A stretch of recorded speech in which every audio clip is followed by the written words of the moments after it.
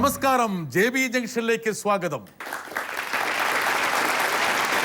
മലയാള സിനിമയിലെ സ്ഥിരം വില്ലൻ സാന്നിധ്യം, എന്നാൽ അഭിനയത്തിൻ്റെ അനന്യമായ മറുതലം സൃഷ്ടിക്കാൻ ശ്രമിക്കുന്ന അബു സലീം, അതുപോലെ തന്നെ കൊല്ലം അജിത്ത്, ഇവരായിരുന്നു കഴിഞ്ഞ ദിവസം JB ജംഗ്ഷനിൽ. ഇവരുമായിട്ടുള്ള സംഭാഷണം ഈ എപ്പിസോഡിലും തുടരുകയാണ്. അബു സലീം, അപ്പം സിനിമ കാണുന്നു, വാപ്പയുടെ നിന്ന് അടികൊള്ളുന്നു, സിനിമയോടുള്ള ഒരു അഗാധമായിട്ടുള്ള ദാഹം, മോഹം, കലാകാരന്മാരുമായിട്ട് ബന്ധം വരുന്നു, ബാബയ്ക്കൊക്കെ ഉള്ള ബന്ധങ്ങൾ, നിലമ്പൂർ ബാലനൊക്കെ. അങ്ങനെ എവിടെയാണ് ഈ ബ്രേക്ക് കിട്ടിയിട്ട് സിനിമ? അവിടെ 76-77 കാലഘട്ടത്തിൽ രാജൻ പറഞ്ഞ കഥ എന്ന സിനിമയുടെ ചിത്രീകരണം MP വീരേന്ദ്രകുമാറിൻ്റെ വീട്ടിൽ വെച്ച് ഷൂട്ടിംഗ് ഇറങ്ങി. ഷൂട്ടിംഗ് കാണാൻ വേണ്ടി പോയതാണ്. മണിസ്വാമിയാണ് അതിൻ്റെ ഡയറക്ടർ, നമ്മുടെ പൊന്നമ്മ ചേച്ചിയുടെ ഭർത്താവ്. സുകുമാരേട്ടൻ ഹീറോ ആയിട്ട് അഭിനയിക്കുന്ന പടം, ജനാർദ്ദനേട്ടനുണ്ട്, പപ്പുവേട്ടനുണ്ട്. ലൊക്കേഷനിൽ ഇത് കാണാൻ പോയി. വീരേന്ദ്രകുമാറിൻ്റെ വീടാകുമ്പോൾ നമുക്ക് സ്വാതന്ത്ര്യത്തിൽ പോകാം. അങ്ങനെ അവിടെ പോകുന്നു. മണിസ്വാമി കണ്ടപ്പോൾ അതിൽ ആരാണ് അസിസ്റ്റന്റ് ഡയറക്ടർ എന്ന് എനിക്കറിയില്ല. അടുത്ത് ഞങ്ങളിങ്ങനെ പറഞ്ഞു, അഭിനയിക്കാൻ ചാൻസ് കിട്ടുമെന്ന് ചോദിച്ചു. വെറുതെ ചോദിച്ചു. നമ്മുടെ ആഗ്രഹം മനസ്സിലാഗ്രഹം പോലീസിന്റെ വേഷം ചെയ്യാന്ന് പറഞ്ഞു. അങ്ങനെ ഫസ്റ്റിൽ തന്നെ പപ്പുവേട്ടനൊരു ചായക്കടയിൽ നിന്ന് ചൂടുവെള്ളം ഒഴിക്കുന്നൊരു സീനാണ്. പോലീസ് വന്നിട്ട് പിടിക്കാൻ വേണ്ടി വരുന്നത്, പുള്ളിയോട് ഇരിക്കുന്നുണ്ട്, ചൂടുവെള്ളത്തേക്ക് ഒഴിക്കുന്നത്. അതാണ് വില്ലൻ വേഷം തന്നെ കിട്ടുന്നത് ഫസ്റ്റിൽ. പിന്നെ ആ സിനിമയിൽ രാജനെ ഉരുട്ടുന്ന പോലീസായിട്ട് ഞാനും ഒരലവി എന്ന് പറഞ്ഞ എൻ്റെ ഒരു കൂട്ടുകാരുണ്ട്. ഞങ്ങൾ രണ്ടാളാണ് ഉരുട്ടുന്നത്. കാലിൽ വിജയ മിൽസിൽ വെച്ചിട്ട്, വിജയ മിൽസ് എന്ന് പറഞ്ഞാൽ അവിടെ വെച്ചിട്ടായിരുന്നു ഷൂട്ടിങ്. അത് പോസ്റ്റർ വന്നു. അങ്ങനെയാണ് വീട്ടിൽ അറിയുന്നത്. ഏത് വീട്ടിൽ നേരത്തെ അറിഞ്ഞോ ഇങ്ങനെ അബു സലീം സിനിമയിൽ അഭിനയിക്കാൻ പോയ കാര്യം? വീട്ടിൽ ബാപ്പയൊക്കെ അറിഞ്ഞോ? അതിന് കുഴപ്പമൊന്നുമില്ല. സിനിമ കാണാൻ പോകുന്നത് വലിയൊരു തെറ്റായിട്ട് ആ കാലഘട്ടത്തിൽ പ്രത്യേകിച്ച് മുസ്ലിം. പിന്നെ അത് 76-77 അത് ശേഷം 86-ലാണ്. പിന്നെ ഞാൻ 79 പോലീസ് ചേർന്നു. അത് കഴിഞ്ഞ് 86 അതൊക്കെ നിമിത്തമായി പോലീസിന്റെ വേഷമായി പിന്നീട് പോലീസ് ചേർന്നു. 86 ഞാൻ വയനാട് റിസർവ് പോലീസിൽ ചെന്നു. ആ സമയത്താണ് പുരാവൃത്തം എന്ന സിനിമ വയനാട് ഷൂട്ടിങ്ങിന് വരുന്നത്. അപ്പൊ സിനിമ ഇങ്ങനെ മനസ്സിൽ കിടന്ന വിങ്ങാണ്. ഞാൻ ചാൻസ് അന്വേഷിച്ചൊന്നും പോയിട്ടില്ല. വന്നത് നമുക്ക് ഭാഗ്യവശാൽ. ഞാൻ പറഞ്ഞില്ലേ നേരത്തെ, നിങ്ങൾ അജിത്തിനോട് ചോദിച്ചൊരു കാര്യത്തിൽ എനിക്ക് പറയാനുള്ളത്, നമ്മൾ ഏത് കഴിവുണ്ടായിട്ടോ അല്ലെങ്കിൽ അഭിനയമോ ആകാര സൗഷ്ഠവോ ഭംഗിയൊന്നുമല്ല ഇതിൽ കാര്യം. ഇതിന് ഭാഗ്യം. സ്റ്റാർ എന്ന് പറയുന്നത് നക്ഷത്രമാണ്. ആ നക്ഷത്രമാകാൻ കഴിയുക എന്നുള്ളത് അവൻ്റെ ഭാഗ്യമാണ്. അവൻ്റെ നക്ഷത്രം നന്നായാലേ അത് ആവുള്ളൂ. നമ്മൾ കഴിവ് ഇപ്പം നമ്മളിപ്പോൾ ഇവിടെ ഇരിക്കുന്നുണ്ട്. ഇതിനേക്കാളും കഴിവുള്ള ബോഡി ബിൽഡിംഗ് ഉള്ള, അല്ലെങ്കിൽ അഭിനയ സാധ്യതയുള്ള, ഫൈറ്റ് ചെയ്യാൻ കഴിയുന്ന, അഭിനയിക്കാൻ കഴിയുന്ന കഴിയാതുണ്ട്. അവിടെ ഇതിൽ സിനിമക്കാരെ ഒന്ന് കാണാനും തൊടാനും ആഗ്രഹിച്ചിരുന്ന നമ്മളിന്ന് സിനിമക്കാരുടെ കൂട്ടത്തിലൊരാളെ അബു സലീം എന്ന് പറഞ്ഞു കഴിഞ്ഞാൽ സിനിമയിലുള്ള എല്ലാവരും അറിയും, ഏകദേശം നാട്ടിലും അത്യാവശ്യം അറിയും. അതായിക്കഴിഞ്ഞ് തന്നെ ഏറ്റവും വലിയ ഭാഗ്യമായിട്ട് കണക്കാക്കണമെങ്കിൽ ഞാൻ സംതൃപ്തനാണ്. ഇപ്പോഴും ഒരു സിനിമയിൽ ഒരു ഷോട്ടാണെങ്കിലും ഞാൻ അഭിനയിക്കും. എനിക്കങ്ങനെ ഒരു സീനിന്, ഒരു വലിയ സീന് വലിപ്പച്ചെറുപ്പല്ല. ഏത് നടൻ്റെ കൂടെ അതൊന്നും നമുക്ക് വിഷയമല്ല. നമുക്ക് അഭിനയിക്കാൻ തരുന്ന വേഷം നമ്മൾ നന്നായിട്ട് വൃത്തിയായിട്ട് ചെയ്യുക, അതിൽ മാക്സിമം ആത്മാർത്ഥത പുലർത്തുക. അത് നിങ്ങൾ പറയുന്ന ഭാഷയിൽ പറഞ്ഞാൽ അടികൊള്ളൽ ഏത് വലിയ നടൻ്റെ അടുത്തായാലും ചെറിയ നടൻ്റെ അടുത്തായാലും നമുക്ക് കണക്കാം. അത് അഭിനയമാണ്, അത് നമ്മുടെ പ്രൊഫഷനാണ്. പ്രൊഫഷൻ വരട്ടെ. അബുക്കയുടെ കൂടെ കുറേ സമയം ലൊക്കേഷനിൽ സ്പെൻഡ് ചെയ്യാനുള്ള ഒരു സാഹചര്യം എനിക്കും ഉണ്ടായിട്ടുണ്ട്. തീർച്ചയായിട്ടും അത് ഓർക്കുമ്പോൾ വളരെ സന്തോഷമുണ്ട്. പക്ഷേ ലൊക്കേഷനിൽ അബുക്കയുടെ കൂടെ ഇരിക്കുമ്പോൾ എനിക്ക് പലപ്പോഴും അബുക്കയുടെ അസൂയ തോന്നിയിട്ടുണ്ട്. കാരണം വേറൊന്നുമല്ല, പ്രത്യേകിച്ച് ഇപ്പം ഏറ്റവും ഒടുവിൽ മര്യാദരാമൻ്റെ ലൊക്കേഷനിൽ ഞാൻ അബുക്കയുടെ കൂടെ ഉണ്ടായിരുന്നത്, പളനിയിൽ. അവിടെ ലൊക്കേഷനിൽ നായിക ഉൾപ്പെടെ എല്ലാ പ്രിയപ്പെട്ട, എന്താ പറയുക, സ്ത്രീ അല്ലെങ്കിൽ പെൺവർഗത്തിൽപ്പെട്ട എല്ലാവരും നമ്മളൊക്കെ അങ്ങോട്ട് ഗുഡ് മോർണിംഗ് പറയുമ്പം അവരൊക്കെ അബുക്കയോട് ഇങ്ങോട്ട് വന്നിട്ട് ഗുഡ് മോർണിംഗ് പറയുന്നത്. എനിക്കറിയില്ല, ഒരു പക്ഷേ അബുക്ക മിസ്റ്ററിൻ്റെ ആയതുകൊണ്ടാണോ എന്നെനിക്കറിയില്ല. എന്തായാലും അബുക്കയിൽ എനിക്ക് പലപ്പോഴും, എന്താ പറയുക, ഏറ്റവും ഒരു അതിശയത്തോടെ ഞാൻ കണ്ടിട്ടുള്ളത്, അബുക്ക ഒരേ സമയം പോലീസിൽ ജോലി ചെയ്തിട്ടുണ്ട്, അതേസമയം സിനിമയിൽ ജോലി ചെയ്യുന്നു. പോലീസ് എന്ന് പറയുന്നത് വേറൊരു സിസ്റ്റമാണല്ലോ. കാരണം അവിടെ സിസ്റ്റം രാവിലെ ഇന്ന സമയം മുതൽ അല്ലെങ്കിൽ ഇന്ന സമയം വരെ ജോലി ചെയ്യുന്നു. സിനിമ അങ്ങനെയല്ല. സിനിമയിൽ ചിലപ്പോൾ നമ്മൾ 7 മണിക്ക് ഷൂട്ടിംഗ് എന്ന് പറഞ്ഞാൽ ചിലപ്പം 10 മണിക്കോ 11 മണിക്കോ ഒക്കെ ആയിരിക്കും നമ്മുടെ ഭാഗം ഉണ്ടാവുക. അപ്പോൾ അവിടെ കൃത്യമായി ചിലപ്പോൾ നമ്മൾ തീരുന്നവരെ കാത്തു നിൽക്കേണ്ടി വന്നേക്കാം. പക്ഷേ പോലീസിൽ മറ്റൊരു രീതിയിലാണ് ജോലി ചെയ്യേണ്ടി വരുന്നത്. ഇത് രണ്ടും കൂടി എങ്ങനെയാണ് അബുക്ക ഒരു പോലീസിൽ നിന്ന് ജോലി ചെയ്ത് എന്നാൽ ഇങ്ങോട്ട് സിനിമയിലേക്ക് വരുമ്പം ഇതെങ്ങനെ അങ്ങോട്ടും ഇങ്ങോട്ടും സ്വിച്ച് ചെയ്യുന്നത്? കാരണം ഒരു ഫ്രസ്ട്രേഷനും അല്ലെങ്കിൽ ഒരു വളരെ ക്ഷമയോടുകൂടി അബൂക്ക രണ്ടും മാനേജ് ചെയ്യുന്നത് എനിക്ക് ഭയങ്കര രസകരമായി തോന്നിയിട്ടുണ്ട് അബൂക്കയുടെ ഒരു മാനേജീരിയൽ എബിലിറ്റീനെ. അജിത്തിന് അസൂയ സൃഷ്ടിക്കുന്ന 2-3 വാചകങ്ങൾ നമ്മുടെ ആ ചെറുപ്പക്കാരൻ പറഞ്ഞു. അതായത് ലൊക്കേഷനിൽ നടികളെല്ലാം അബു സലീമിൻ്റെ കൂടെയാണ്. അവിടെ അത് പറഞ്ഞ ഉടനെ ഞാൻ അജിത്തിന്റെ മുഖം കണ്ടു. ഇപ്പൊ ഞാനത് ഫോൺ ചെയ്ത് വിളിച്ച് പറയും. അല്ല, ഇതുവരെ എന്നോട് അങ്ങനെ പറഞ്ഞിട്ടില്ല. ഇങ്ങനെ ഒരു കാര്യം എന്നോട് ഇതുവരെ പറഞ്ഞിട്ടില്ല. പല പറയുന്ന കാര്യം എല്ലാം ഗുഡ് മോർണിംഗിലാണ് തുടക്കം. എല്ലാം ഗുഡ് മോർണിംഗിലാണ്, നമസ്കാരം. അതായത് സിൽസ്മിത അജിത്തിന്റെ കടലേക്ക് നോക്കിയിട്ട് തുടങ്ങിയത് ഗുഡ് മോർണിംഗിനാണ് പറഞ്ഞിട്ടാണ് തുടങ്ങിയത്. അത് ഇത് പക്ഷെ പല രാത്രികളിൽ യഥാർത്ഥത്തിൽ സ്മിത എന്താ അജിത്തിനോട് പറഞ്ഞത്? അല്ല, അവര് ഞങ്ങളിങ്ങനെ ഫ്രീ ടൈമിൽ ഇങ്ങനെ ഇരിക്കുന്ന സമയത്താണ് ഇവരെന്നെ വല്ലാണ്ട് നോക്കുന്നുണ്ട്, ഇങ്ങനെ ശ്രദ്ധിക്കുന്നുണ്ട്. സീൻ എടുക്കാൻ നേരത്തെ അവർ വന്ന് നീங்க എങ്ക തങ്ങിയിരിക്കെന്ന് ചോദിച്ചു. നിങ്ങൾ എവിടെയാ താമസിക്കുന്നത്? ഞാൻ പറഞ്ഞു ഞാൻ ചെന്നൈയിലാണ് തങ്ങിயிருக்கு. ஐயோ சார் நீங்கள் சென்னையில் இருக்கா சார், உங்களுக்கு இது ஈஸியாக தமிழில் பண்ணலாமே, உங்கள் கண்ணெல்லாம் ரொம்ப அழகாக இருக்கு சார், ஏன் உங்களுக்கு தமிழ் ட்ரை பண்ணி கூடாதா, நான் വേണേ റെക്കമെൻഡ് பண்ணலாம். അന്ന് അവർ പറഞ്ഞാൽ നടക്കും. ഞാൻ വേണേ തമിഴിൽ റെക്കമെൻഡ് பண்ணலாம். ഞാൻ പറഞ്ഞ ആയിക്കോട്ടെ, സന്തോഷം എന്നാണ്. അല്ല സാർ, ഞാൻ ചുമ്മാ പോയി சொல்லல, ഉങ്ക കണ്ണ് ரொம்ப അഴകാ ഇருக்கு എന്നാണ് പറഞ്ഞു. ഇത്രയേ ഉള്ളൂ. അത് അവിടെ കൊണ്ട് അവസാനിച്ചു. ഞാൻ അവരുടെ പടത്തിൽ അഭിനയിക്കാനും. പക്ഷെ അതിനുശേഷം ഈ അബു സലീമൊക്കെ അത് പറഞ്ഞ് പാടി നടന്നു. അവരെ എന്നെ കണ്ണ് ഗംഭീരമാണെന്നും സ്മിത പറഞ്ഞെന്നും വീട്ടിലേക്ക് ഫോൺ വിളിച്ച് പറഞ്ഞു ശ്രദ്ധിക്കണം. അത് അസൂയ കൊണ്ടൊക്കെ ആയിരിക്കും. ഇപ്പൊ കണ്ണിപ്പോ മാറ്റി പ്രതിഷ്ഠിക്കാനൊന്നും പറ്റുകയല്ലോ.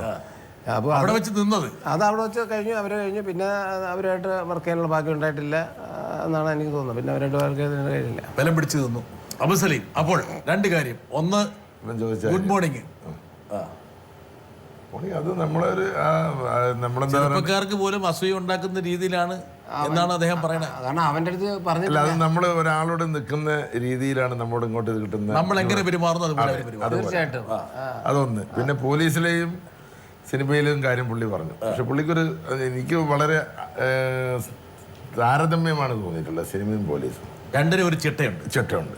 എല്ലാവരും പുറത്തുനിന്ന് കാണുന്ന ഒരു സിനിമയിൽ അങ്ങനെയാണെന്ന് വിചാരിക്കും. പക്ഷേ പോലീസിനേക്കാളും ഇപ്പം ഞങ്ങൾ ഒരു ഡ്യൂട്ടിക്ക് പോകുകയാണെന്നുണ്ടെങ്കിൽ, പിന്നെ ഒരു സ്പെഷ്യൽ ഡ്യൂട്ടി, എന്തെങ്കിലും പ്രോഗ്രാം, ആരെങ്കിലും മിനിസ്റ്റർ വരുന്നതോ അല്ലെങ്കിൽ എന്തെങ്കിലും അങ്ങനത്തെ ഒരു VIP വരുന്ന ഡ്യൂട്ടി എന്നുണ്ടെങ്കിൽ രാവിലെ ഫോളിനാകാൻ വേണ്ടിയിട്ട് പിന്നെ SB പറയും 10 മണിക്ക് എല്ലാവരും റെഡിയായി വരണമെന്ന്. അത് DYSPയുടെ അടുത്തെത്തുമ്പോൾ 9:30 മണിയാവും. CAയുടെ അടുത്തെത്തുമ്പോൾ 9 മണിയാവും. പിന്നെ 8:30 ആവും. ഹെഡ് കോൺസ്റ്റബിളിൻ്റെ എത്തുമ്പോൾ 8 ആവും. താഴെ നിലയിലെല്ലാവരും വരുമ്പോൾ 7:30 മണിയാകുമ്പോൾ ഫോളിനാണെന്ന് പറയും. 10 മണിക്കുള്ള ആവശ്യമാണ് അതിന് എന്ന് പറഞ്ഞ മാതിരി തന്നെ ഇവിടെ സിനിമയിൽ 9 മണിക്ക് കുറിച്ചിട്ടാണെങ്കിലും 8:30 വരാം. നമ്മളെ അല്ല, ഒരു 7 മണിക്ക് അത് താഴത്തേക്ക് ഡയറക്ടർ പറഞ്ഞോടുന്ന് താഴത്തേക്ക് വന്ന് നമ്മളെ കൊണ്ട് ആ സമയത്ത് നമ്മൾ പോകാൻ ബാധ്യസ്ഥരാണ്. നമ്മൾ ജോലി ചെയ്യാൻ തയ്യാറാവണം. അതുപോലെ തന്നെ രാത്രിയിൽ ഷൂട്ടിംഗ് ഉണ്ടെങ്കിൽ അത് കഴിഞ്ഞ് വന്ന് രാവിലെ എണീറ്റ് പോകണം. അത് കറക്റ്റ് പോയെങ്കിൽ മാത്രമേ നമ്മളതൊരു പങ്ക്ച്വാലിറ്റി ഉണ്ടെങ്കിൽ മാത്രമേ നമ്മളെ അടുത്ത പടത്തിൽ ഒരാൾ കൺസിഡർ ചെയ്യുള്ളൂ. നമ്മൾ നിൽക്കുന്ന രീതി. അബു സലീം പോലീസിൽ SI ആയിട്ട് റിട്ടയർ ചെയ്തൊന്നും പറയാൻ പാടില്ല, ആൾക്കാർ അറിയാൻ പാടില്ല. അതൊക്കെ അറിയാം, എല്ലാവരും അറിയാം. വയസ്സ് പറയുന്നതിൽ എനിക്ക് വിരോധമില്ല. എനിക്ക് 59ാമത്തെ വയസ്സാണ് ഇപ്പം. അഴകാണ് 59-ലും ഈ യൗവനം നിറയുന്നത്. അടുത്ത വർഷം ഷഷ്ടി പൂർത്തിയാണ്. അതൊരു ആഘോഷമാക്കുന്നുണ്ട്. ആണോ? നമുക്ക് ഗംഭീരമാക്കളെ, അത് ഗംഭീരമാക്കളെ. 60 ചെറിയ കാര്യമല്ല. അതായത് ഈ 60ാം വയസ്സിലും ഈ ഒരു ആകാര എന്താ പറയണ്ടേ സൗന്ദര്യം ഇത് നമുക്ക് അങ്ങോട്ട് ഇവർക്ക് കൊടുക്കാം. പുതിയ തലമുറയ്ക്ക് എറിഞ്ഞു കൊടുക്കാം. കാരണം അവരാഘോഷിക്കട്ടെ, പഠിക്കട്ടെ, പഠിക്കട്ടെ. അല്ല, ഞാൻ മനസ്സിലാക്കിയെടുത്തോളം ഒരു 40 വയസ്സിന് ശേഷമാണ് ഒരു പുരുഷന്റെ ശരിയായ സൗന്ദര്യം വരുന്നത് എൻ്റെ ഒരു കാഴ്ചപ്പാട്. നമ്മളിപ്പോൾ സിനിമകളിലൊക്കെ നോക്കി കഴിഞ്ഞാൽ തന്നെ ഒരു 40 വയസ്സിന് മുമ്പുള്ള നമ്മുടെ പല നായകന്മാരും എല്ലാ സിനിമകളിലും, എല്ലാ തമിഴ്, മലയാളം എല്ലായിടത്തും ഉള്ളത്, അതിൽ ഒരു 40 വയസ്സിന് ശേഷമാണ് എല്ലാവർക്കും സൗന്ദര്യം വന്നിട്ടുള്ളത്. പഴയ കാലത്തുള്ള ആൾക്കാർ നമ്മുടെ സ്റ്റാറുകളെ അവരൊക്കെ നിങ്ങൾ നോക്കി. അപ്പോൾ അതിനുശേഷമാണ് പ്രായം തുടങ്ങുന്നത്. ശരിക്ക് 60 വയസ്സൊന്നൊരു വയസ്സല്ല, 70 കഴിഞ്ഞാലേ പിന്നെ ഒരു വാർദ്ധക്യത്തിലേക്ക് കടക്കുന്നുള്ളത് ഞാൻ മനസ്സിലാക്കി. അപ്പൊ അടുത്തൊരു 10 വർഷത്തേക്കുള്ള ഗ്യാരണ്ടി മൂപ്പർ എടുത്തു വെച്ചിരിക്കുകയാണ്. അല്ല, അങ്ങനല്ല, അതാണ് അതിന്റെ സത്യാവസ്ഥ. അല്ല, അത് ഇതുപോലെ ബോഡിയൊക്കെ മെയിൻറ്റെയിൻ ചെയ്യാൻ പറ്റുന്നവർക്ക് സ്വാഭാവികമായിട്ടും വയസ്സൊരു പ്രതിബന്ധമാകേണ്ട കാര്യം. മെയിൻറ്റെയിൻ ചെയ്യാൻ പറ്റുന്ന ആൾക്കാരെന്നല്ല, എല്ലാവരും ബാധ്യസ്ഥരാണ് അതിൽ. നമുക്കുള്ള തകരാറ് എന്താണെന്ന് വെച്ചാൽ നമ്മൾ എക്സസൈസ് ചെയ്യാൻ സമയമില്ല എന്ന് പറയും എല്ലാവരും മടി ഒരു കാരണമാണ് അതിന്. കാരണം പറയും എനിക്ക് സമയമില്ല. നമുക്ക് ബാക്കിയുള്ള കാര്യത്തിന് നമ്മുടെ രാവിലെ പ്രഭാത കൃത്യങ്ങൾ ബാക്കിയുള്ളതൊക്കെ ചെയ്യാൻ സമയമുണ്ട്. നമ്മുടെ പണം ഉണ്ടാക്കാൻ വേണ്ടി, അല്ലെങ്കിൽ ജോലി ചെയ്യാൻ, നിങ്ങളുടെ ഷൂട്ടിംഗ് ആണെങ്കിൽ ഇതിനൊക്കെ പോകാൻ സമയമുണ്ട്. 1 മണിക്കൂർ വ്യായാമത്തിന് വേണ്ടി സ്പെൻഡ് ചെയ്യാൻ ആരും കണക്കാക്കില്ല. എന്നാൽ രോഗം വന്നു കഴിഞ്ഞാൽ അതിൻ്റെ ട്രീറ്റ്മെൻറ്റിന് ഇവിടെ എറണാകുളത്തില്ലെങ്കിൽ ചെന്നൈയിലില്ലെങ്കിൽ ഡൽഹി അല്ലെങ്കിൽ അമേരിക്കയിൽ, ഇവിടെയൊക്കെ പോകാനും ലീവ് എടുക്കാനും കുടുംബസമേതം പോകാനും സമയം കാണും. ഇത് രോഗം വരാതിരിക്കാൻ വേണ്ടി അതിന്റെ മുൻകരുതലെടുക്കാൻ വേണ്ടി ദിവസം 1 മണിക്കൂർ. Very good. ഇതൊക്കെ പിള്ളേർ പഠിക്കണം. അബുസലീമിന്റെ ഇപ്പോഴത്തെ ഒരു ഭക്ഷണ രീതി എങ്ങനെയാണ്? ഞാൻ അത്യാവശ്യം സമയം നന്നായി ഭക്ഷണം കഴിക്കും. രാവിലെ ബ്രേക്ക്ഫാസ്റ്റ് എന്തൊക്കെയാണ്? ബ്രേക്ക്ഫാസ്റ്റ് എന്താ വീട്ടിലുണ്ടാക്കുന്ന ഇതൊക്കെ തന്നെയുള്ളു. ഇപ്പൊ അങ്ങനെയുള്ള ഒരു ബോഡി, അങ്ങനത്തെ ഒരു പ്രത്യേകിച്ചുള്ള ഭക്ഷണം സാധാരണഗതി ബോഡി ബിൽഡിങ്ങിന്റെ ഭാഗമായിട്ട് എന്തൊക്കെ ചെയ്തുകൊണ്ടിരുന്നത്? സാധാരണഗതിയിൽ ഇപ്പൊ കഴിക്കുന്ന ഭക്ഷണം തന്നെ രാവിലെ ബ്രേക്ക്ഫാസ്റ്റ് നന്നായിട്ട് കഴിക്കും.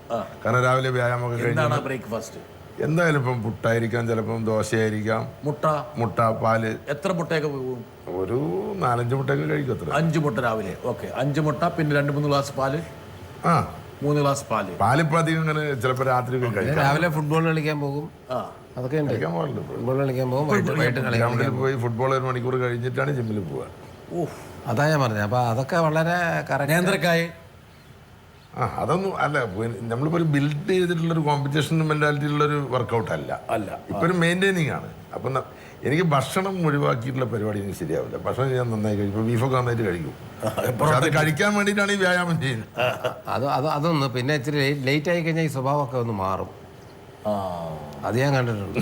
എന്താണ് സ്വഭാവം? സ്വഭാവം മാറുന്നതെന്ന് വെച്ചാൽ പിന്നെ നമ്മൾ പറയത്തില്ല, മറ്റേ കുത്താൻ വരുന്നത്. അവനോട് പ്രൊഡക്ഷൻ പോയിടത്തൊക്കെ ആണ് ചിലപ്പോൾ 1.5 2.5 അവനെയൊക്കെ അന്നേരം കിട്ടിക്കഴിഞ്ഞാൽ പിടിച്ച് വലിച്ചു കീറിയും കളയും. ഈ ആന മടല് പിടിച്ചിട്ട് ഇങ്ങനെ വലിച്ചു കീറി കളയുന്ന പോലൊക്കെ. അതൊക്കെ ചിലപ്പോൾ സംഭവിച്ചെന്നൊക്കെ ഭക്ഷണം കഴിക്കാൻ രാവിലെ ബ്രേക്ക്ഫാസ്റ്റ് നന്നായിട്ട് കഴിക്കും. ഉച്ചക്ക് ഒരു മീഡിയം ഫുഡ്, രാത്രി സമയത്തിന് കിട്ടണം. അതാണ് അതിന്റെ കണക്ക്. സമയത്തിന് കിട്ടിയില്ല വയലണ്ടാവും. വയലന്റ് ആവില്ല, നമ്മുടെ ഒരു വിഷമം. വയലണ്ടാവില്ല, നമ്മുടെ സ്വഭാവം കാണിക്കും. അത് വയലന്റ് ആയി പോകുന്നുള്ള വിശപ്പിന്റെ ആ ഒരു. അല്ല അബുസലീമേ, ഈ സിനിമയിലൊക്കെ ആകുമ്പോൾ ആൾക്കാർക്ക് ചില്ലറ ദൂഷ്യങ്ങൾ കിട്ടുന്നതൊക്കെ ആൾക്കാർ പറയും. സിനിമാ ലോകമല്ലേ, അല്പം മദ്യപാനം, പുകവലി, അങ്ങനെയുള്ള കാര്യങ്ങൾ ഒക്കെ അതൊക്കെ നമ്മളെ ബാധിച്ചിട്ടുണ്ടോ? ഇല്ല. അതിൽ നിന്ന് മാറി നിൽക്കുകയാണ്. അതിൽ നിന്നൊക്കെ വളരെ വ്യത്യസ്തമായ കാര്യമൊന്നും. അപ്പൊ എങ്ങനെയാണ് ഇത് ഈ ടെംപ്ടേഷൻ എങ്ങനെ റെസിസ്റ്റ് ചെയ്യുന്നത്? വ്യാപകമായിട്ട് ആൾക്കാർ ഇതൊക്കെ ഉപയോഗിക്കും. നമ്മൾ ഓരോ മനുഷ്യരും ഓരോ ലഹരികളുണ്ട്. ലഹരി എന്ന് പറയുന്നത് നമ്മൾ ചെയ്യുന്ന പ്രവൃത്തിയിൽ നമ്മൾ അതിലൊരു സുഖം കണ്ടെത്തിയാൽ അതിലെ നമുക്ക് ഏതാണ് സുഖം തരുന്നത് അതാണ് ലഹരി. അതാണ് നമ്മളിപ്പം നമ്മുടെ ഫിസിക്ക് മെയിൻറ്റെയിൻ ചെയ്യുക, അത് നമുക്കൊരു ലഹരിയാണ്. ഒരു ദിവസം പ്രാക്ടീസ് ചെയ്തില്ലെങ്കിൽ നമുക്ക് മാനസികമായിട്ട് ഭയങ്കര വിഷമമാണ്. ഇപ്പോൾ ഇവിടെ വന്നു കഴിഞ്ഞാൽ ഞാനിപ്പോൾ വൈറ്റ് ഫോർട്ടിൽ താമസിക്കുന്ന സമയത്ത് രാവിലെ അവിടെ നിന്ന് എണീറ്റ് പിന്നെ കുണ്ടന്നൂർ ജംഗ്ഷനിൽ അവിടെ നടക്കും. അവിടെ നിന്ന് ഇങ്ങോട്ട് വൈറ്റില ജംഗ്ഷനിൽ ഇങ്ങോട്ട് നടന്ന് കൊണ്ടുപോയി വൈറ്റ് ഫോർട്ടിലെ ജിമ്മിൽ നിന്ന് പ്രാക്ടീസ് ചെയ്യും. അത് രാവിലെ 7 മണിക്ക് പോകണമെങ്കിൽ രാവിലെ 5 മണിക്ക് എഴുന്നേൽക്കും. അപ്പോൾ എഴുന്നേറ്റ് രാവിലെ. വീട്ടില് വൈഫൊക്കെ ഇതിന് സപ്പോർട്ടാണോ? അതേ ഈ രാവിലെ എഴുന്നേറ്റിട്ട് ഈ പരിപാടി ചവിട്ടിനും പെറുക്കും കാണുമ്പോൾ അത് മതിയാക്കി കൂടെ എത്ര കാലമായി തുടങ്ങിയെന്ന് ചോദിച്ചിട്ടുണ്ടോ? വൈഫൊക്കെ സപ്പോർട്ടാണ്. വൈഫൊക്കെ ഒരു ടൈമിൽ ഇഷ്ടം പോലെ അവരും നടക്കാനും വ്യായാമത്തിനൊക്കെ കൂടെ ഉണ്ടായിരുന്നു. അജിത്തിന് പക്ഷെ അങ്ങനെ ഒരു സപ്പോർട്ട് കിട്ടിയില്ല. അതാണ് അജിത്ത് അല്പം ഒന്ന് അതിലൊന്ന് പിഴച്ചു പോയത്. ചുവട് പിഴച്ചത്. ഇല്ല അങ്ങനെ ചുവട് പിഴച്ചല്ല. ഇതിപ്പോ നമ്മളിപ്പോ പറയുമ്പോ എവിടെ അസൂയ വരും. കാരണം എന്ന് വെച്ചാൽ ഒരുപാട് ഡിസ്ട്രാക്ഷൻസ് അജിത്തിന് വന്നു. ഇതിപ്പോ ഉദാഹരണത്തിന് ഇപ്പൊ അബുക്കയുടെ കാര്യം പറയുമ്പോഴത്തേക്കിന് അബുക്കയുടെ 2 കുട്ടികളാണ്. അവർ 2 പേരും മിടുക്കരാണ്. ഒരാണും ഒരു പെണ്ണുമാണ്. അവരെ 2 പേരെയും നല്ല നിലയിൽ കല്യാണം കഴിച്ചയച്ചു. ഒരാൾ സിനിമയിലേക്കൊക്കെ വന്നു. പിന്നെ അതിനുശേഷം പിന്നെ ഒരു സ്വന്തമായിട്ട് ഇവരുടെ കുടുംബ വീടല്ലേ നമ്മളോടുള്ള സ്വന്തം വീട്. വീടൊക്കെ ആയി കാര്യങ്ങളായി. ഇപ്പം സ്വാഭാവികമായിട്ടും മനസ്സിന് നമ്മളിപ്പം ഈ പറഞ്ഞൊരു ഫാഷൻ എന്ന് പറയുന്നത് ആക്ടിങ് ആണ്. അതർവൈസ് മറ്റുള്ള കാര്യങ്ങളിൽ അതായത് എല്ലാം ഏതാണ്ട് ദൈവം അദ്ദേഹത്തിന് അതിനുള്ള ഒരു സൗഭാഗ്യം കൊടുത്തിട്ടുണ്ട്. അപ്പൊ സ്വാഭാവികമായിട്ടും ആ മനസ്സിനൊരു സന്തോഷമുണ്ട്. അല്ല, ഞാൻ ചോദിക്കണം, അജിത്തിന് എവിടെയാണ് ചെറുങ്ങനെ ഡിസ്ട്രാക്ഷൻസ് വന്നെന്താണെന്ന് വെച്ച് കഴിഞ്ഞാൽ നമ്മളിപ്പോൾ ഈ നമ്മുടെ സ്വന്തം ഇഷ്ടപ്രകാരം വീട്ടിൽ നിന്ന് നമ്മൾ പുറത്തേക്ക് വരികയാണ്. എനിക്ക് സിനിമയാണ് എൻ്റെ പാഷൻ, എനിക്ക് സിനിമയിൽ എന്തെങ്കിലും ആകണം, അല്ലെങ്കിൽ ഞാൻ ഈ നേരത്തെ പറഞ്ഞാലാകണം എന്ന് പറഞ്ഞ് നമ്മൾ പുറത്തേക്ക് വരികയും അങ്ങനെ വന്നു കഴിഞ്ഞിട്ട് നമ്മൾ അതിനൊരു പരാജയത്തിന്റെ വക്കിലേക്ക് പോയിക്കൊണ്ടിരിക്കുകയൊക്കെ ചെയ്യുന്ന ഒരു അവസ്ഥയാണല്ലോ സംഭവിക്കുക. അത് സൃഷ്ടിച്ച മാനസികമായ വിഷമമുണ്ടാവും. തിരിച്ച് വീട്ടിലേക്ക് പോകാൻ നമുക്ക് അവരോട് വീണ്ടും പണം ചോദിക്കാനോ അല്ലെങ്കിൽ അവിടെ പോകാനോ ഒന്നും എൻ്റെ വ്യക്തിത്വം അനുവദിക്കുന്നില്ല. അത് പിടിച്ചു നിൽക്കുക, എങ്ങനെയായാലും പിടിച്ചു നിൽക്കുക. അതിന് ക്യാരക്ടർ നോക്കണ്ട, മറ്റൊന്നും നോക്കണ്ട, എങ്ങനെയെങ്കിലും ഈ പറഞ്ഞ രണ്ടറ്റം കൂട്ടുമുട്ടിക്കുക, അതിന് നല്ല കുട്ടികളെ വളർത്തുക, പഠിപ്പിക്കുക. ആ ഒരു ലക്ഷ്യം മാത്രമേ എൻ്റെ മനസ്സിൽ. അപ്പം ഞാൻ ചിലതൊക്കെ കൈവിട്ടു പോകേണ്ടി വരും. അതായത് ഈ പറഞ്ഞ രീതിയിൽ സെലക്റ്റീവ് ആവുക, അതല്ലെങ്കിൽ ഇന്ന കാര്യങ്ങൾ, അതൊന്നും നമുക്ക് അന്നേരം പറ്റില്ല. അപ്പം നമുക്ക് നമ്മുടെ ഒരു സന്തോഷം അല്ലെങ്കിൽ നമ്മുടെ സംതൃപ്തിക്ക് ചെറിയ ഒരു ഇതുണ്ടാകുമ്പോൾ നമ്മുടെ മുഖത്ത് അത് ഫീൽ ചെയ്യും. ആ ഫീലിംഗ് ആയിരിക്കാം എനിക്ക് തോന്നുന്നത്. തീർച്ചയായിട്ടും അത് നമുക്കെല്ലാം ആരോ പറഞ്ഞാലും നമ്മളെല്ലാവരും നമ്മൾ ആഗ്രഹിച്ചത് മുഴുവൻ നമ്മൾ നേടിയെടുക്കാൻ പറ്റുന്നില്ല. എങ്കിലും എന്തായാലും അബുസലിം എന്നുള്ള സിനിമാ നടൻ ഒരുപക്ഷെ ഒരുപാട് വ്യത്യസ്തമായിട്ടുള്ള വേഷങ്ങൾ മലയാള സിനിമയ്ക്ക് പ്രദാനം ചെയ്തിട്ടുണ്ട്. 78-ൽ വന്ന് അതിനുശേഷം തുടർച്ചയായിട്ട് ഒരുപാട് പടങ്ങൾ, ഇപ്പോഴും 160-170 എത്ര 175 പടങ്ങൾ. ഒരുപക്ഷെ ഈ അജിത്തിൻ്റെ 600-ലേക്കൊക്കെ എത്താൻ വേണമെങ്കിൽ അധികം വേണ്ടി വരില്ല. തീർച്ചയായിട്ടും വേണമെങ്കിൽ 1-2 ശ്രദ്ധേയമായിട്ടുള്ള റോളുകൾ, വേണമെങ്കിൽ നമ്മുടെ മനസ്സിലൊക്കെ തങ്ങുന്ന റോളുകൾ. 3 വ്യത്യസ്ത വേഷങ്ങളാണ്. ഇടയ്ക്കൊരു കോമഡിയുടെ ഒരു ലെവലിലേക്ക് കൂടി അബുസലിം എത്തി. ട്രൈ ചെയ്യുന്നുള്ളതായിട്ട് തോന്നുന്നുണ്ട്. ട്രൈ ഒന്നുമില്ല, കിട്ടിയാൽ ഏത് വേഷം ചെയ്യണം എന്നുള്ളതാണ് ആഗ്രഹം. വരട്ടെ. അബുസലീമിനെ കാണുന്നത് വർഷങ്ങൾക്ക് മുമ്പാണ്. ആരണ്യകം എന്ന ചിത്രത്തിൻ്റെ ഷൂട്ടിങ്ങിന് വയനാട് പോയപ്പോഴാണ്. അതിനുശേഷം വളരെ അടുത്തു ഞങ്ങൾ. അപ്പോൾ എൻ്റെ ചോദ്യം, അബുസലീം ഇപ്പോൾ ഒരുപാട് സിനിമകളിൽ വില്ലൻ ആണെങ്കിൽ തന്നെ നല്ല കോമഡി റോളുകളിലേക്ക് വന്നു തുടങ്ങി. അത് നല്ലൊരു മാറ്റമാണ്. ഒരു വില്ലന് ഒരു കോമഡി കഥാപാത്രങ്ങൾ ചെയ്യുക, അല്ലെങ്കിൽ നന്നായി ചേരും. ഇമ്മാനുവൽ എന്ന ചിത്രത്തിൽ ഒരു സീൻ കണ്ടിട്ട് ഞാൻ വിളിച്ച് അപ്രീഷിയേറ്റ് ചെയ്തത് ഓർക്കുന്നുണ്ടല്ലോ. അങ്ങനെ കോമഡിയിലേക്ക് വരാനുള്ള ഐഡിയ ഉണ്ടോ? ഉണ്ടായാൽ വിജയിക്കും. അബുസലീം ഒരുപാട് പേര് വില്ലൻ കഥാപാത്രത്തിൽ നിന്ന് കോമഡിയിലേക്ക് വന്നു. പ്രത്യേകിച്ച് നമ്മുടെ ബാബുരാജൊക്കെയാണ് അതിനകത്ത് വലിയൊരു സക്സസ് ആയത്. അപ്പോൾ പ്രത്യേകിച്ച് ദേവനെ പോലുള്ള ആൾക്കാർ താങ്കളുടെ ആ കോമഡിയിലേക്കുള്ള ആ ഒരു മാറ്റത്തെ, ചൂടുമാറ്റത്തെ അദ്ദേഹം കണ്ടുകയും അത് നോട്ട് ചെയ്യുകയും ചെയ്തു. വിളിച്ചിരുന്നു പറഞ്ഞല്ലേ? ആ ഒരു മേഖലയിലേക്കൊന്ന് തിരിയണമെന്ന് ആഗ്രഹമുണ്ടോ? ആ മേഖലയിൽ മാത്രമല്ല, ഈ മേഖലയും ഉണ്ടാവും, ആ മേഖലയും ഉണ്ടാവും. അങ്ങനെ പോകണം. കിട്ടുന്നതെല്ലാം തൃപ്തിയാണ്. അതാണ്. പ്രത്യേകിച്ച് ഒരു ചൂസ് ചെയ്യുന്നൊരു സ്വഭാവമില്ല. ചൂസ് ചെയ്ത് അതേ ചെയ്യുള്ളൂ എന്നുള്ളതിലേക്ക് നിന്ന് കഴിഞ്ഞാൽ നമ്മൾ സിനിമയിൽ നിൽക്കാൻ പറ്റൂല. അല്ല, ഒരു നടനുള്ള നിലയ്ക്ക് നമ്മൾ ഏത് വേഷം ചെയ്യണ്ടേ? പല ആൾക്കാരും പല വേഷങ്ങൾ ചെയ്ത് ടൈപ്പായി എന്ന് പറഞ്ഞ് ദുഃഖിച്ചിട്ട് ഇനി ഞാൻ അത് ചെയ്യില്ല എന്ന് പറഞ്ഞ് കോലെടുത്ത് പിടിക്കാം. അബുസലീമിൽ അങ്ങനത്തെ ആ റിഗ്രറ്റ് ഒരു പ്രശ്നമില്ല. എനിക്ക് ബലാത്സംഗം, ആടി, കുത്ത്, ചവിട്ട്, കത്തി, സ്ഫോടനം, ഒരുമാതിരിപ്പെട്ട എല്ലാ കുരുത്തക്കേടും ചെയ്തു. ഒന്നിനും റിഗ്രറ്റ് ഇല്ല. ഒരുപക്ഷെ വീട്ടിലേക്ക് കയറി വരും, ബാപ്പ എന്തോന്നാ ബാപ്പ ഇത് പണി മതിയായിക്കൂടെ, ഈ വില്ലൻ എന്ന് മക്കൾ പറയാറുണ്ടായില്ല. ഇല്ല. സന്തോഷമായിരുന്നു അവർ. സന്തോഷമായിരുന്നു.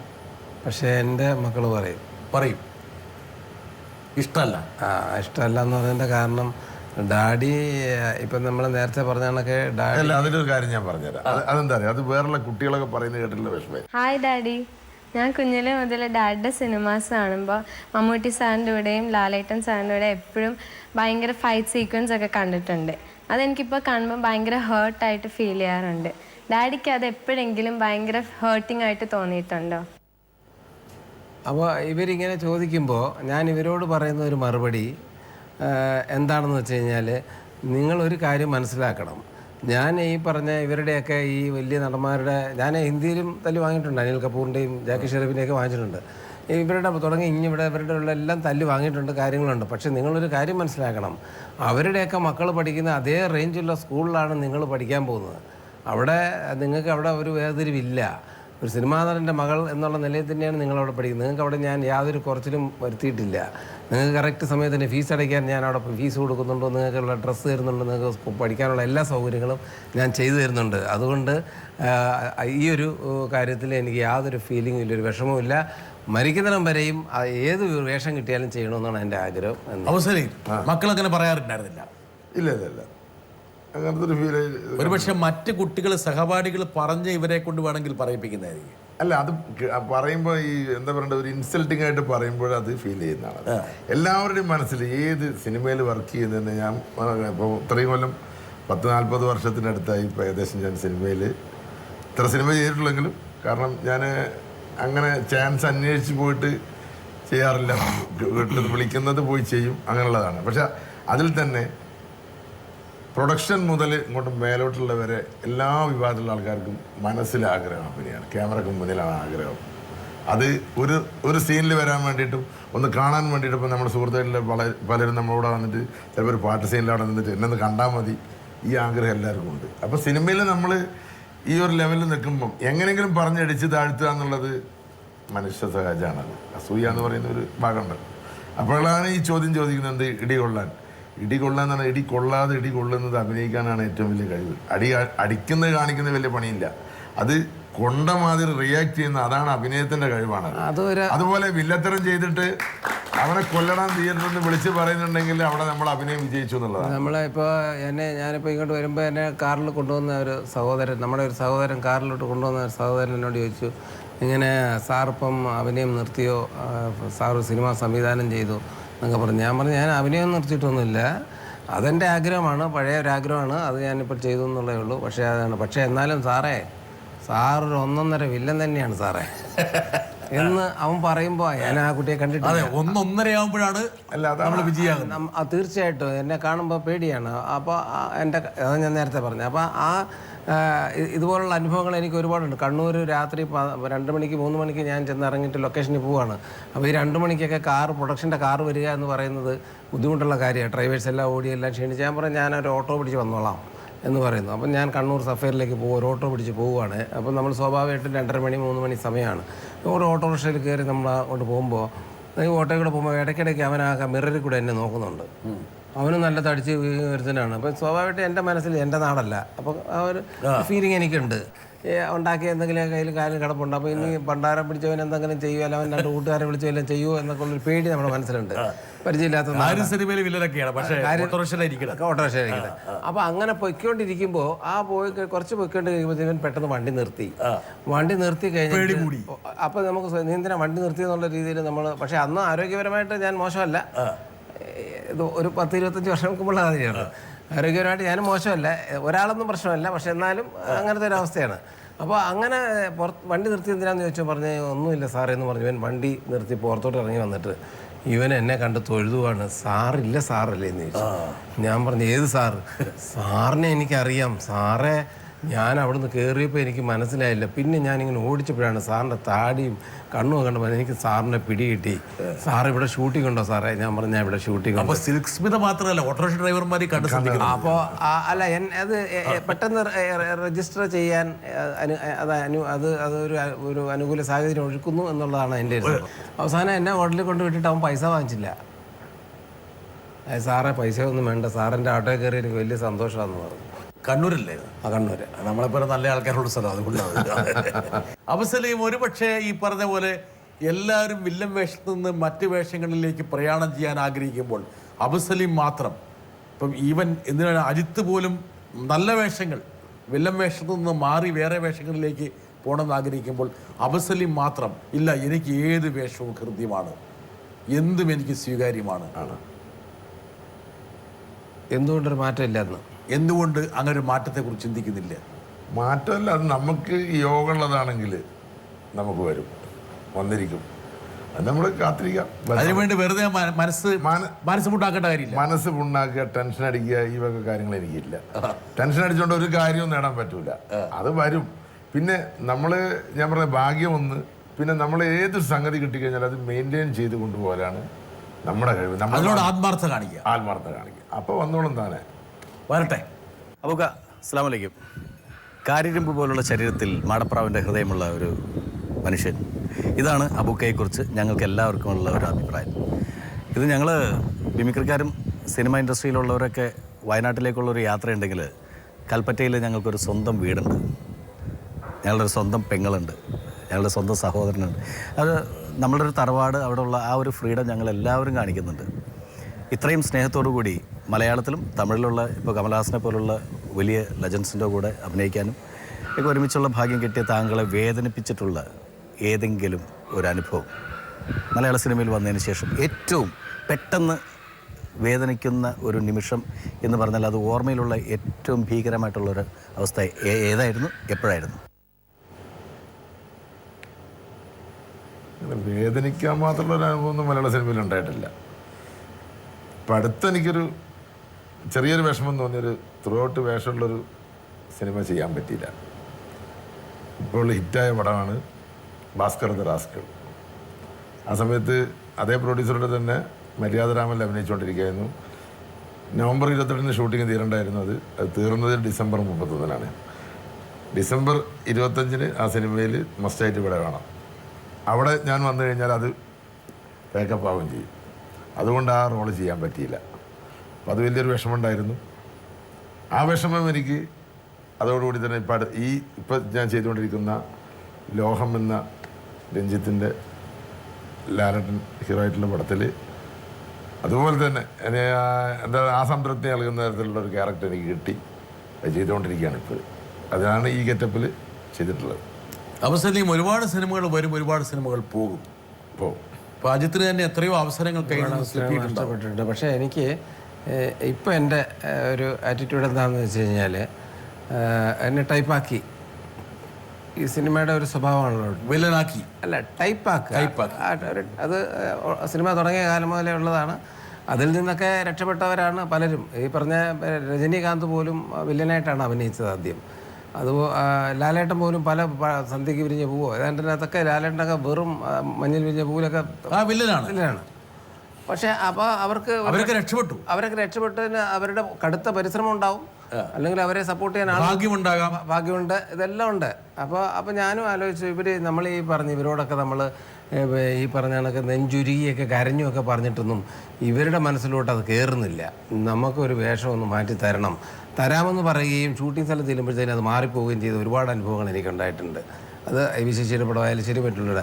ഇപ്പം എനിക്ക് അവരോടൊന്നുമല്ല എനിക്ക് റിവെഞ്ച്, എനിക്ക് എന്നോട് റിവെഞ്ച് ഞാൻ കാണിച്ചു കൊടുക്കാം എന്ന് ഒരു വാശി എൻ്റെ മനസ്സിൽ ഉണ്ടായി. ഞാനിപ്പോൾ ഒരു പടം ചെയ്തു. ആ പടത്തിനകത്ത് ഞാൻ ചെയ്തിട്ടുണ്ട്. അജിത്ത് നായകനായിട്ട് അഭിനയിച്ച ഒരു ചിത്രം, അതിൽ ഞാനൊരു പോലീസ് ഓഫീസറായിട്ട് വരുന്നു. എനിക്കതിൻ്റെ കഥയൊന്നും ഓർമ്മയില്ല. അങ്ങനെ നായകനാവാനായിട്ട് വന്നു. പിന്നെ കുറേ വില്ലൻ റോളുകൾ ചെയ്തു എന്നെപ്പോലെ തന്നെ. എനിക്ക് വളരെ അധികം ഇഷ്ടപ്പെട്ടൊരു നടനാണ്. പ്രത്യേകിച്ച് മാത്രമല്ല നല്ലൊരു ഫ്രണ്ടാണ് അജിത്ത്. പിന്നീട് അങ്ങനെയുള്ള വർഷങ്ങളിൽ അജിത്തിൻ്റെ കഴിവനുസരിച്ച് വേണ്ട രീതിയിൽ ഒരു വളർച്ച ഈ അഭിനയ രംഗത്തുണ്ടായില്ല. അതിനുശേഷം ഈയിടെ അജിത്ത് സംവിധാനം ചെയ്ത ഒരു ചിത്രത്തിൽ ഞാൻ അഭിനയിച്ചു. ആ ചിത്രം റിലീസ് ചെയ്തിട്ടില്ല. റിലീസ് ചെയ്യാൻ പോകുന്നു എന്ന് ഞാൻ അറിഞ്ഞു. എന്തായാലും ഈ ഒരു മാറ്റം, അഭിനേതാവിൽ നിന്നും ഈ സംവിധാനത്തിലേക്കുള്ള മാറ്റം അജിത്തിന് നന്മകളുണ്ടാവും എന്ന് ഞാൻ വിശ്വസിക്കുന്നു. അങ്ങനെ ആ ഒരു വിശ്വാസം ഉണ്ടോ അജിത്തിന്? അജിത്ത് ഒരു റിവെഞ്ച് ആയിരുന്നു എനിക്ക് എന്നോടുള്ള അല്ല ക്യാരക്ടർ എനിക്കൊരു ക്യാരക്ടർ ചെയ്യാൻ കഴിയും. ഇപ്പോൾ നമ്മൾ കുറച്ച് മുമ്പ് എന്നെക്കുറിച്ച് കുറേ പേര് പറഞ്ഞല്ലോ. അപ്പോൾ ഇവരാരും തരാത്തത് കൊണ്ട് ഞാൻ തന്നെ മുൻകൈ എടുത്ത് ഞാൻ തന്നെ ഒരു പാത വെട്ടി ഉണ്ടാക്കി അവരുടെ യാത്ര ചെയ്ത് കാണിച്ചു കൊടുക്കാനുള്ളൊരു തൻ്റെ ഇടം, ഒരു ധൈര്യം, ഇത്രയും വർഷത്തെ ഒരു എക്സ്പീരിയൻസ്, സർവീസ്, ഒരു വെല്ലുവിളി. ആ സിനിമ എന്ന് പറയുന്നത് ഞാനിപ്പോൾ അതിൻ്റെ റിലീസിങ്ങിന് ചില നമ്മുടെ സാറ്റലൈറ്റ് പ്രശ്നങ്ങൾ കാരണം കൊണ്ട് അത് റിലീസ് ചെയ്തിട്ടില്ല. എന്തായാലും അടുത്ത മാസം റിലീസ് ചെയ്യും. അതിനകത്ത് ഞാനൊരു പാട്ട് പാടി അഭിനയിച്ചിട്ടുണ്ട്. 70 വയസ്സ് പ്രായമുള്ളൊരു ക്യാരക്ടർ. അതിനെക്കുറിച്ച് എന്ത് പറയുന്നു ബ്രിട്ടാ സാർ എന്ത് പറയുന്നു? ഒരു വ്യത്യസ്തമായിട്ടൊരു വേഷമാണല്ലേ ഞാൻ ഇത് റിലീസ് ചെയ്ത് കഴിഞ്ഞാൽ ഇതിനേക്കാളും കുറച്ചും കൂടെ എനിക്ക് ചെയ്യാനുള്ളൊരു വേഷം ഞാൻ ചെയ്യാൻ പോവാണ്.